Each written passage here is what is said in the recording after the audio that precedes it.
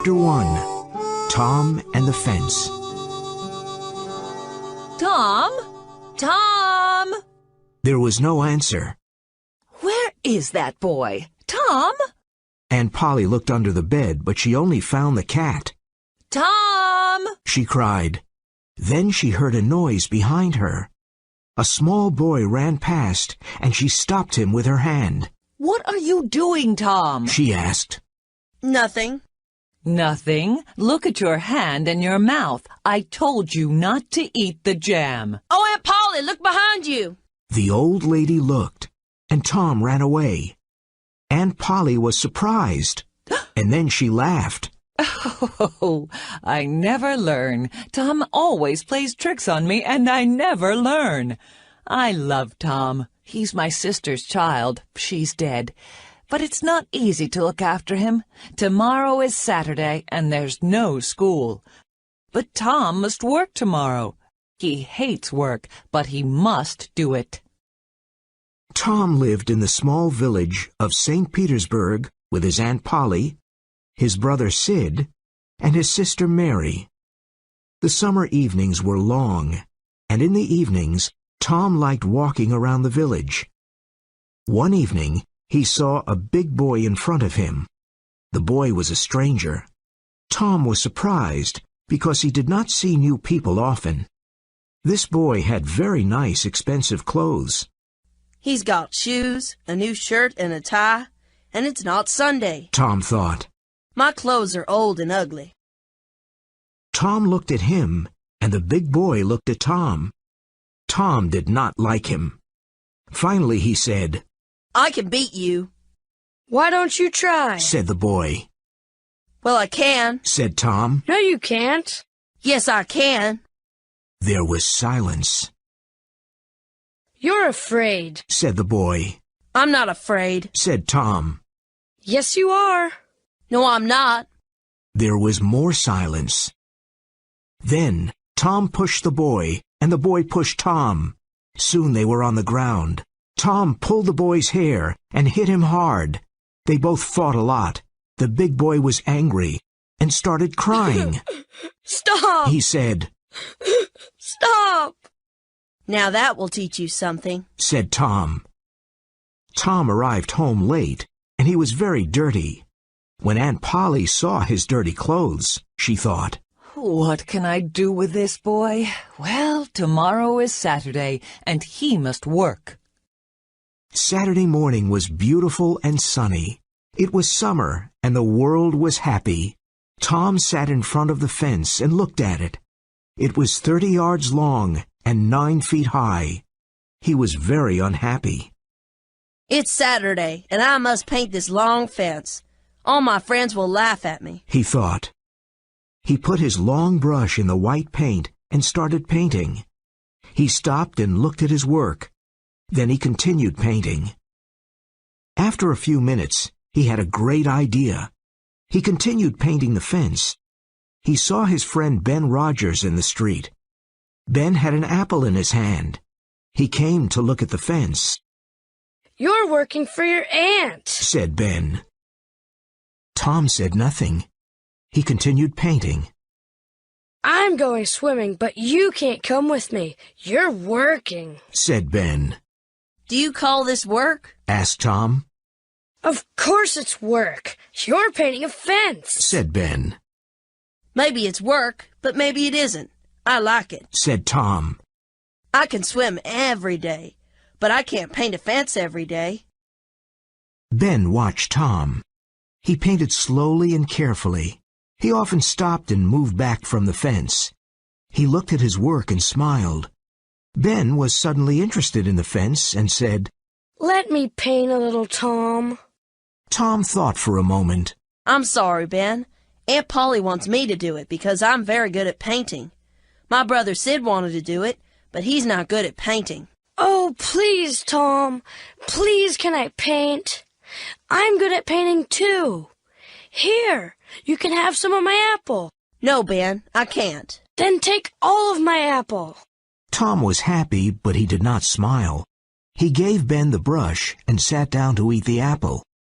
Tom's other friends came by. At first they laughed at him, but soon they all wanted to paint the fence. Billy Fisher gave Tom a kite, and Johnny Miller brought him a dead rat. His other friends gave him an old knife, a cat with one eye, an old blue bottle, an old key, and other interesting things. His friends painted the fence, and Tom now had a lot of interesting things. He went back home. Aunt Polly, can I go to play now? When Aunt Polly saw the beautiful white fence, she was very happy. She gave Tom a big apple and said, Yes, go and play, but don't come home late. Chapter 2. Tom and Huck. The next day was Sunday. Tom wore his clean Sunday clothes. He hated this. Tom, Sid, and Mary always went to Sunday school on Sunday morning, but Tom was not a good student and never listened to the teacher. After Sunday school, Tom and his family went to church. This Sunday, he had a big black beetle in his pocket. When the Reverend started speaking, Tom took the black beetle out of his pocket. He put it on the floor. There was a little dog in the church. It saw the beetle and wanted to play with it. Suddenly the beetle bit the dog's nose. The little dog barked, and everyone looked at it. It jumped and ran after the black beetle. It ran all about the church, barking and making a lot of noise. The people in the church laughed silently. Their faces were red. The Reverend continued talking, but no one listened to him. Tom was happy because he had an interesting morning in church. On Monday morning, Tom did not want to get up. Get up immediately, Tom, and get ready for school. Aunt Polly cried. On his way to school, Tom met his friend Huckleberry Finn.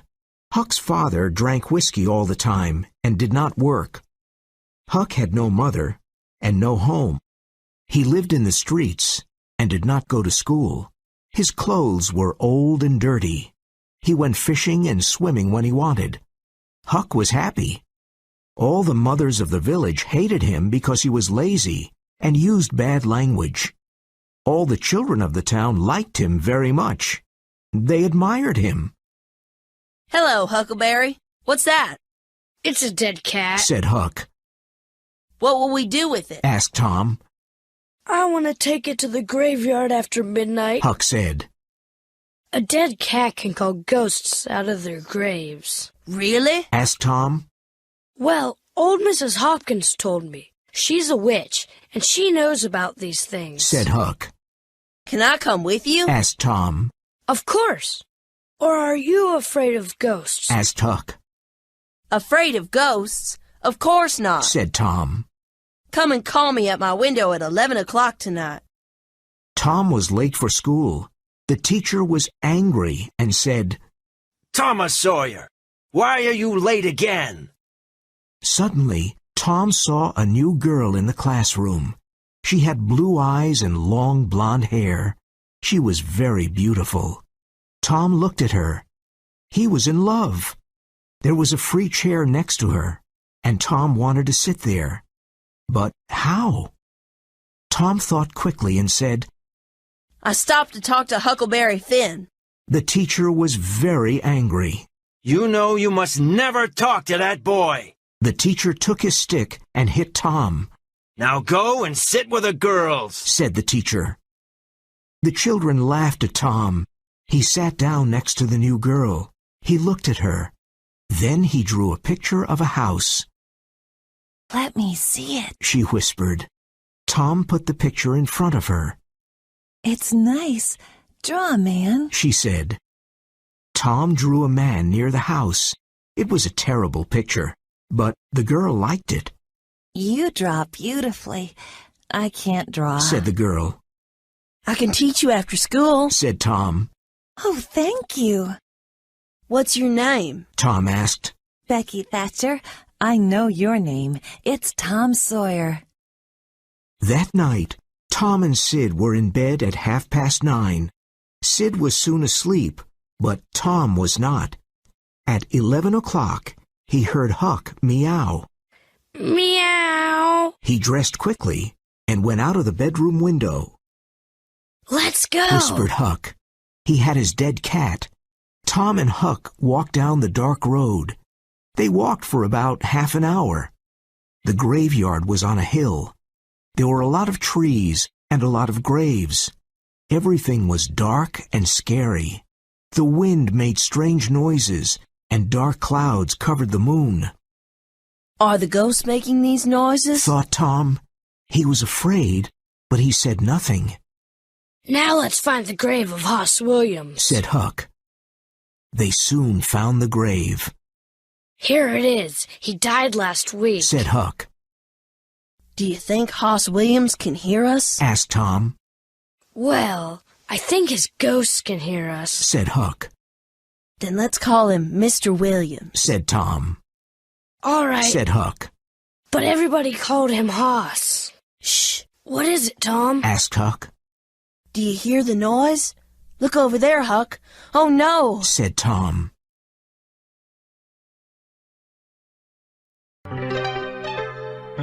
Chapter 3. The Graveyard.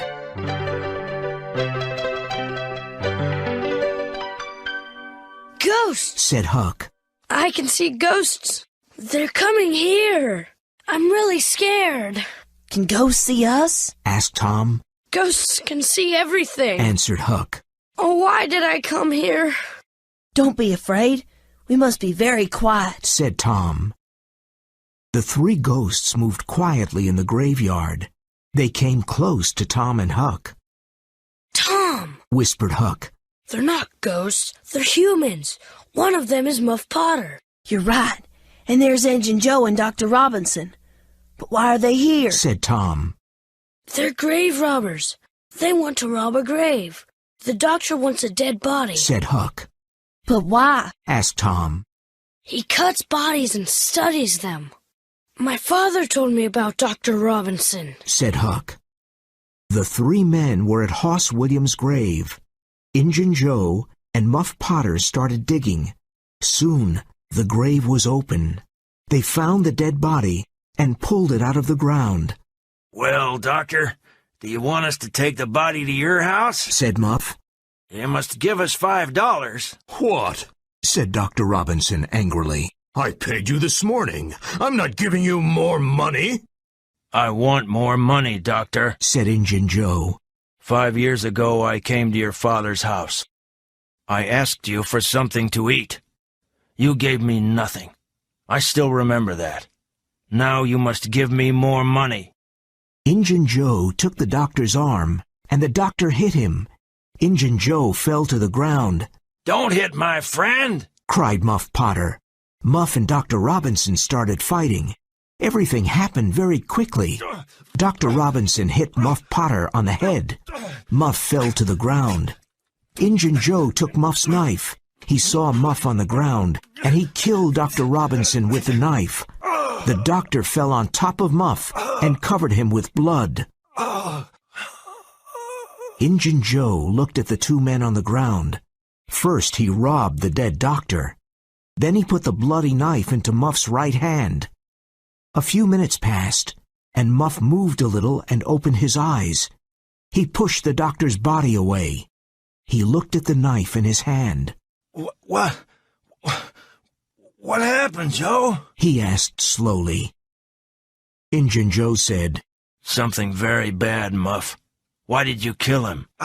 I didn't kill him, said Muff. He was very confused. I drank too much whiskey last night. I don't remember anything. Tell me, Joe, what happened? You fought with the doctor. He hit you on the head and you fell to the ground. Then you got up, took your knife, and killed him, said Injun Joe. I don't understand, Joe. I never fight with a knife. I didn't want to kill Dr. Robinson. He was young and he had a future. Oh, this is terrible. It was the whiskey, cried Muff. Joe, don't tell anyone, please. I won't tell anyone, Muff. But now you must leave this graveyard. Quickly. Go, said Injun Joe. Thank you, Joe, said Muff. You're a friend. Muff Potter ran away, and Injun Joe watched him. Then he carefully put Muff's knife near the doctor's body and left the graveyard. Tom and Huck were terrified. It was a terrible scene. They silently moved away from the trees. Then they ran out of the graveyard and back to the village.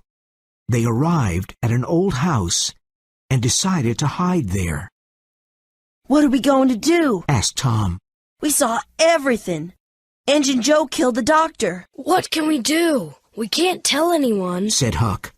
Injun Joe is dangerous. I'm afraid of him. Do you want a knife in your heart? "I'm afraid of Injun Joe, too," said Tom.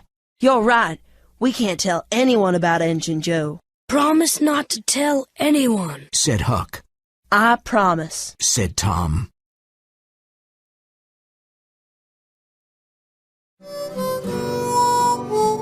Chapter 4. Jackson's Island. The next day, everyone knew about poor Dr. Robinson. The sheriff found Muff Potter's knife near the body of the doctor. He put Muff in St. Petersburg's small jail. Tom and Huck looked at each other. "We saw Injun Joe kill the doctor," said Tom. "Muff didn't kill him. Poor Muff." I know, said Huck. But we mustn't say anything. Remember, Injun Joe is dangerous. Very dangerous. I'm sorry for Muff Potter, too. The two boys were afraid. "We must keep this a secret," said Tom sadly. Tom could not forget. At night, he had bad dreams about Injun Joe and Muff Potter. He kept the terrible secret, but he was very unhappy. Aunt Polly was worried about him. She gave him a lot of different medicines, but Tom did not feel better. He was unhappy at school, too. Becky Thatcher didn't talk to him anymore. "No one loves me," thought Tom. "What a horrible life." It was now summer, and there was no more school. Tom and his friend Joe Harper went to sit by the Mississippi River. They fished, talked, and looked at the boats. One day, Tom said, "Let's go do something exciting." "Okay," said Joe. "but where can we go, and what can we do?" "Let's run away. We can go and live on Jackson's Island. We can be pirates. A pirate's life is exciting," said Tom. Jackson's Island was a small island in the Mississippi River. It was about 3 miles south of St. Petersburg. No one lived on the island. "Huckleberry Finn can come with us, too," said Tom. "Remember, Joe, don't tell your mother, father, or anyone about our adventure. Go home and bring some food. We'll meet here at midnight." Tom and Joe were excited. At midnight, the 3 boys met on the river. Tom brought some meat to eat. Joe brought some bread, and Huck brought a frying pan. They found a small raft, and they went down the river to Jackson's Island. When they arrived on the island, they made a fire and cooked some meat. "This is fun," said Joe. "We're free, and we can do everything we want," said Tom. What do pirates do? Asked Huck. "They go on ships and take the money. Then they go to an island and hide it in a secret place," said Tom. The 3 boys were happy and slept under the stars. The next morning, they went swimming in the river. Then they went fishing. They cooked the fish on the fire and ate it. It was delicious. After breakfast, they walked around the island and went swimming again. In the afternoon, they sat around the fire and ate some meat. Suddenly, Tom said, "Can you hear a strange noise? Listen." "What is it?" asked Joe. Let's go and see, said Huck. They ran to the river. They saw a steamboat and a lot of small boats near it, "Every boat from St. Petersburg is out on the river," said Joe. "What's happening?" They're looking for a dead body. Said Huck. The same thing happened last summer when Bill Turner fell into the river and drowned. "Who are they looking for this time?" asked Joe. Tom thought for a moment and said, "I know. It's us. They think we drowned. The three boys felt like heroes and laughed. The people of St. Petersburg are looking for us. They're talking about us. We're famous, said Tom happily. This was an exciting adventure for Tom, Huck, and Joe. They felt like real pirates on Jackson's Island. The boats and the steamboat went away. The boys went fishing again and had fish for dinner. Then they slept under the stars. But Tom could not sleep. The next morning, he wasn't there. Where's Tom? Asked Joe. I don't know, Said Huck. After a few minutes, Huck said, Look, Tom's swimming in the river. He's coming to the island. Tom told him his story. Last night I couldn't sleep. I thought about Aunt Polly. So I went home, but no one saw me. I saw Aunt Polly and your mother, Joe. Poor Aunt Polly cried a lot. And your mother was very sad, too. Everyone thinks we're dead. I heard some interesting things. What did you hear? Asked Huck. Well, there will be a funeral for us on Sunday at the church, Said Tom. Huck and Joe looked at him with big eyes. And now I have a great idea. Listen. Tom told Huck and Joe his great idea. They liked it and laughed. Sunday was the day of the funeral. There were no happy faces in St. Petersburg. Everyone in the village was in the small church. Aunt Polly, Sid, Mary, and Joe Harper's family were all dressed in black. The Reverend said many kind words about the three boys. The boys' families cried and cried. Becky Thatcher cried. Everyone cried a lot. Suddenly there was a noise at the church door. The Reverend looked up and stopped speaking. Everyone in the church turned around and looked. Their mouths opened. The three dead boys slowly walked into the church. Tom was first, then Joe, and then Huck. There was great silence for a moment. Then Aunt Polly, Mary, and Joe's mother ran to the boys. They kissed Tom and Joe. Aunt Polly cried, and then she laughed. Poor Huck did not know what to do. No one kissed him. He started moving away, but Tom stopped him. Aunt Polly, it's not right. Somebody must be happy to see Huck, Said Tom. Oh, you're right, Tom, Cried Aunt Polly, and she kissed Huck. Tom was very proud of his great idea. Then the Reverend said, Let us sing and be happy. Everybody sang and laughed. It was a very happy day.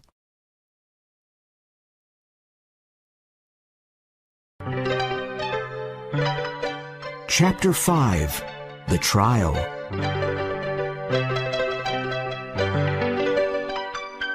Some weeks later, it was time for Muff Potter's trial.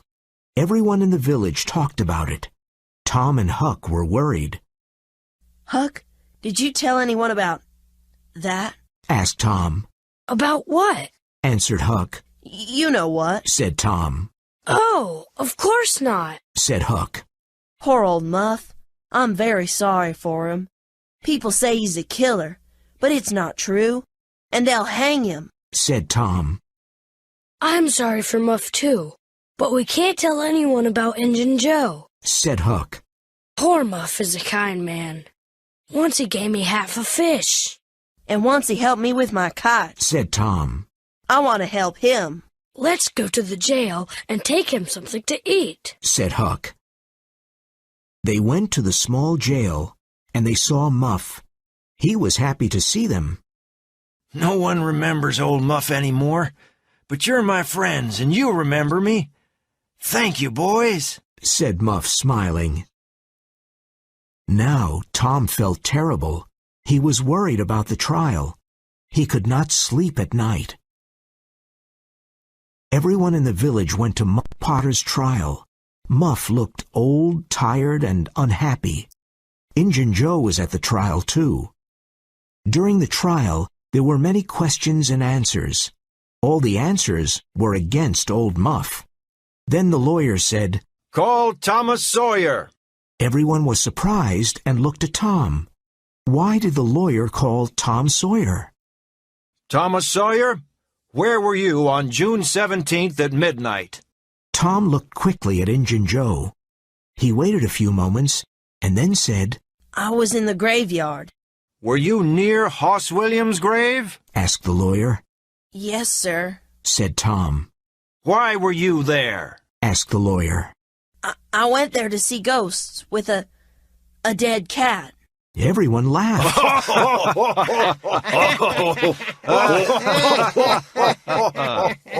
What did you see in the graveyard?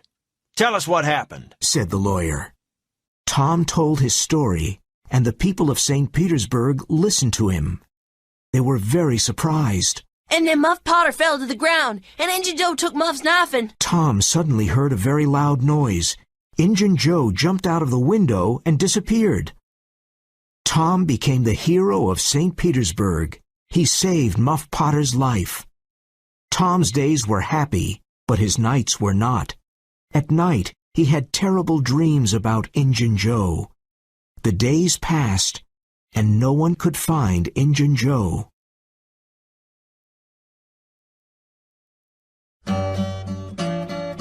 Chapter 6. The Haunted House. Every young boy wants to find a treasure, and Tom did too.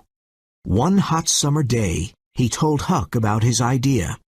Where can we look for a treasure? Asked Huck happily. Robbers put treasure under old trees or in old houses. We can start digging under the old tree on Cardiff Hill. Come on, let's go. The boys went to Cardiff Hill and started digging. It was a hot day, and they dug for a few hours. There's nothing under this tree, said Huck. I'm hot and tired, said Tom. Let's go to the haunted house. Nobody lives there. But haunted houses have ghosts, said Huck. Ghosts only come out at night. It's daytime now, said Tom. Well, all right, said Huck. They went to the haunted house. It was an old, lonely place. There was silence all around. They were both afraid of this strange place. They entered quietly and looked around. Everything was old and broken. No one lived there. They looked in all the rooms downstairs and upstairs. But there was no treasure, and there were no ghosts. Tom and Huck were upstairs. Shh, said Tom. What is it? Do you hear ghosts? Whispered Huck. No, don't move, said Tom. Let's sit down on the floor. There were holes in the floor, and they could see the rooms downstairs. Oh no, whispered Tom. There are two men downstairs. One was an old Spanish man with long white hair and a big hat. The other man was small and wore dirty clothes. Let's listen to them, whispered Tom. The two men sat on the floor. It's hot in here, and I'm tired, said the old Spanish man. When the boys heard his voice, they were terrified. That's Injun Joe, whispered Huck. The boys' faces became white. What are we going to do with the $650 in silver coins? That was a good robbery, said the small, dirty man. Let's take about $30 with us now and hide the bag here. We can come back to get it soon, said Injun Joe. The small, dirty man moved a big stone in the fireplace and pulled out a bag. He took some money from the bag. Injun Joe started digging near the fireplace with his knife. Tom and Huck watched with excitement. There was a real treasure downstairs. $600 was a wonderful treasure for two young boys. Suddenly, Injun Joe stopped digging. There's something here. I think it's a box, he said. He found an old box and opened it. It's money, cried Injun Joe. Look, there are lots of gold coins. The two men looked at the coins and smiled. The box was full of gold coins. Tom and Huck smiled too. This is the treasure of the old Merle family. Now, it's ours, said Injun Joe. Where can we hide this gold? Asked the small man. Can we put it back under the stone? Yes, said Injun Joe. No, the stone isn't a good place. Someone may find it. Let's put it under the cross tonight. When it was dark outside, the two men took the silver and gold away. Tom and Huck did not follow them because they were afraid of Injun Joe, but they wanted to find the cross and the treasure. Where was the cross?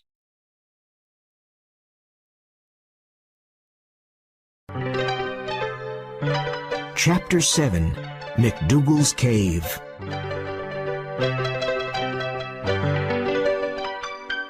It was Becky Thatcher's birthday on Saturday, and all of Becky's friends were happy and excited. I'm having a big picnic near the river. Said Becky to Tom. After the picnic, we can visit McDougal's cave. It'll be great fun, Said Tom. He liked Becky a lot. On Saturday morning, a big boat took Becky, Tom, and their friends down the river.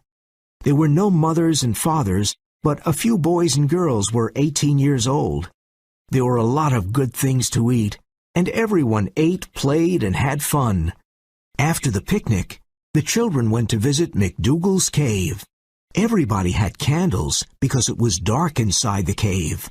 Some children were afraid, but they all went in.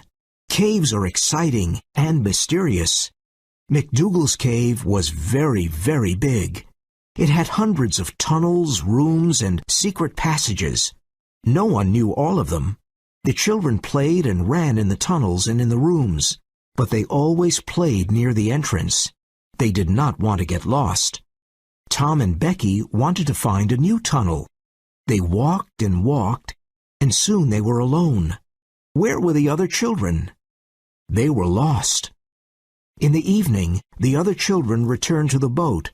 They laughed and talked, but they were very tired. They did not see that Tom and Becky were not there. The boat took them back to St. Petersburg. Huck saw the boat, but he did not know about the picnic. The mothers of St. Petersburg did not like him. They never invited him to birthday picnics. But tonight, Huck was not interested in birthday picnics. He was interested in Injun Joe's treasure. He hid behind a tree and watched an old house. Injun Joe's in that old house, he thought. I'll stay here and wait. When he comes out, I'll follow him and I'll find the treasure. It was late and very dark. Soon, two men came out. It was Injun Joe and his friend. Huck followed them quietly. They're going to Widow Douglas's house, thought Huck. But why? Suddenly the two men stopped.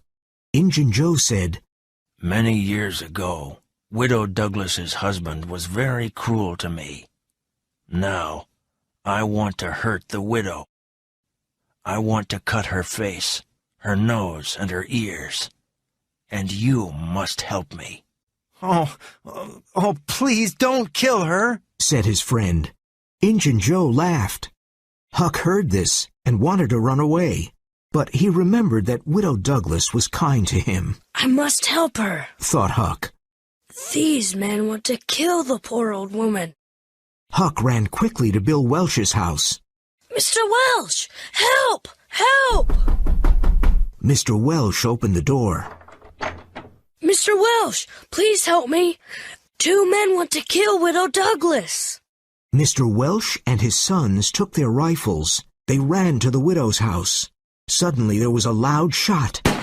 Injun Joe and his friend escaped, but the widow was not hurt. The next morning, Huck returned to see Mr. Welsh. You're a courageous boy, Huck, said Mr. Welsh.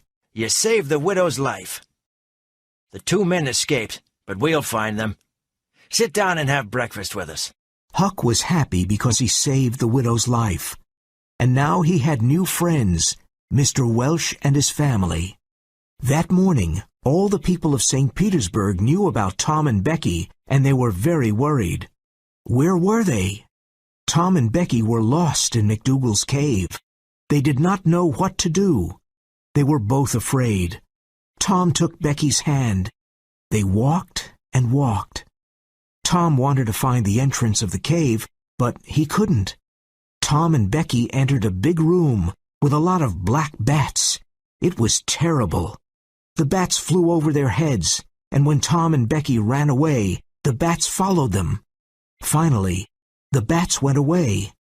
Becky looked at Tom and said, Tom, where are we? I don't know, Becky. They continued walking in the dark tunnels. They were both tired and hungry. Becky started crying. No one will ever find us, Tom. There are too many tunnels and rooms. Oh, we're going to die here. We'll get out of this cave, Becky. You'll see, said Tom. They ate their last piece of cake. Soon their last candle went out. Everything was dark. What time was it? What day was it?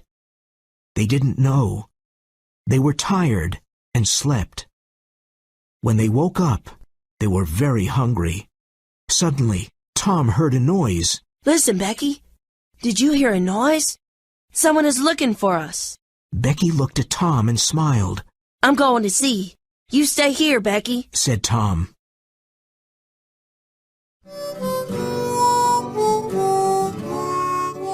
Chapter 8. The Treasure. Tom went into the dark tunnel. He saw a light and heard a noise. Who is looking for us? He thought. Suddenly, he saw a hand with a candle. Then he saw a man. It was Injun Joe. Tom was terribly scared, but it was dark, and Injun Joe did not see Tom. Injun Joe went away quickly. Tom returned to Becky, but he did not tell her about Injun Joe. She was very weak. It was Tuesday, and in St. Petersburg everyone was worried. Where were Tom and Becky? Many people from the village went to the cave and looked for them, but they could not find them. Mrs. Thatcher became very ill, and Aunt Polly's hair became white. Then, on Tuesday night, there was a lot of noise in the streets of St. Petersburg. They're here. They're here. Becky and Tom are here. Tom are here. Becky and Tom are here. Cried the people happily. No one went to sleep that night. Everyone listened to Tom's story about his adventure in the cave. We were lost for a long time. We were hungry and scared. Then I remembered the string in my pocket. I used the long string to help me. I went down many tunnels, and I always returned to Becky because I followed the string. Then I found another entrance to the cave. It was very small, and it was near the river. Tom and Becky were happy, but very tired and hungry. Becky stayed in bed for many days because she was weak. Tom stayed in bed for a few days too. Sometime after the adventure in the cave, Tom went to visit Becky. Mr. Thatcher asked Tom, Do you want to go to the cave again? Oh, I'm not afraid of the cave, said Tom. Well, nobody is going into the cave again. There are big doors in front of the entrance now, and I have the keys, said Mr. Thatcher. What? Tom's face became white. Is something wrong, Tom? Asked Mr. Thatcher.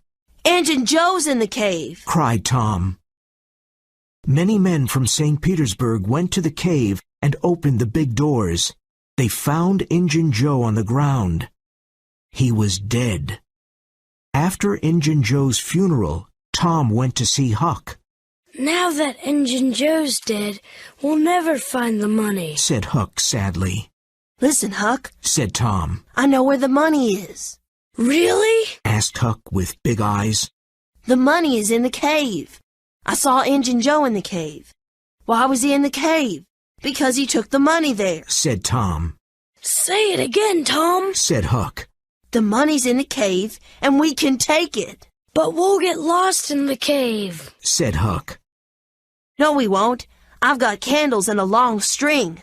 Let's go and get a boat, said Tom. They took a small boat and went down the Mississippi River to McDougal's cave. Look, Huck, here's the other entrance, said Tom. It's very small, said Huck. Tom and Huck went into the cave. They were careful and used the long string to help them. Tom suddenly stopped and said, I saw Injun Joe here, His ghost is probably here too. said Huck. Let's go now. His ghost isn't here. It's probably at the other entrance. Well, all right, but let's hurry. Said Huck. Tom looked around slowly and then cried, Look, here's the cross. There was a black cross on the wall of the cave, You're right. It's the cross. said Huck. Let's dig under the cross.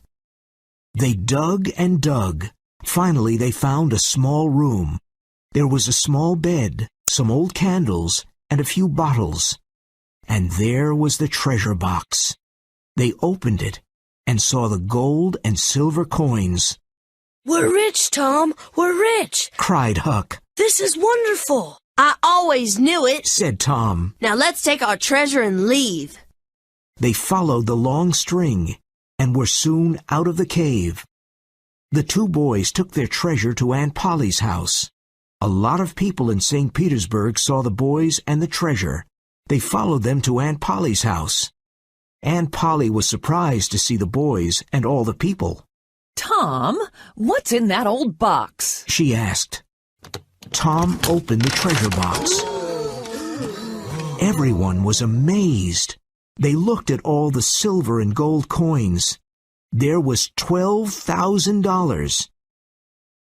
Tom told his long story about Injun Joe and the treasure. It was a great story, and the people listened with their eyes wide open. Now Tom and Huck were rich and famous in St. Petersburg.